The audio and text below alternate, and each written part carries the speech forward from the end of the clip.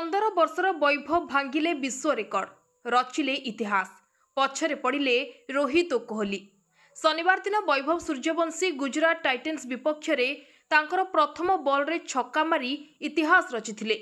ମହମ୍ମଦ ସିରାଜଙ୍କ ଦ୍ୱାରା ବୋଲ୍ଡ ହୋଇଥିବା ପ୍ରଥମ ଓଭରର ଦ୍ୱିତୀୟ ବଲ୍ରେ ଛକା ମାରି ବୈଭବ ତାଙ୍କର ଟି20 କ୍ୟାରିୟରରେ 100 ଛକା ପୂରଣ କରିଛନ୍ତି। ତେବେ ଦୁଃଖର ବିଷୟ ହେଉଛି ଶେଷରେ ସିରାଜ ନିଜେ ତାଙ୍କର ୱିକେଟ୍ ନେଇଥିଲେ। ବୈଭବ 16 ବଲ୍ରେ 36 ରନ୍ କରିଥିଲେ, ଯେଉଁଥିରେ 3 ଛକା ଏବଂ 3 ଚୌକା ରହିଥିଲା। ରାଜସ୍ଥାନ ରୟାଲ୍ସ ଏହି ମ୍ୟାଚ୍ରେ 77 ରନ୍ର ବିଶାଳ ବ୍ୟବଧାନରେ ପରାସ୍ତ ହୋଇଥିଲା। ବୈଭବ ଟି20 କ୍ରିକେଟରେ 100ଟି ଛକା ମାରିଥିବା ସବୁଠାରୁ କମ୍ ବୟସର କ୍ରିକେଟର ହୋଇଛନ୍ତି। ସେ 100ଟି 20 ଛକାର ମାଇଲଖୁଣ୍ଟରେ ପହଞ୍ଚିବା ପାଇଁ ଦ୍ରୁତତମ ବ୍ୟାଟ୍ସମ୍ୟାନ୍ ମଧ୍ୟ ହୋଇଛନ୍ତି। ସେ ମାତ୍ର 514 ବଲ୍ ମଧ୍ୟରେ ଏହି ସଫଳତା ହାସଲ କରିଥିଲେ। ତୁଳନାରେ ଅଷ୍ଟ୍ରେଲୀୟ ବ୍ୟାଟ୍ସମ୍ୟାନ୍ କରଣବ ସିଂ 813 ବଲ୍ ନେଇଥିଲେ ଏବଂ ପୂର୍ବତନ West Indies cricketer Kieron Pollard 843 ball ନେଇ 100ଟି ଟି20 ଛକା ମାରିଥିଲେ।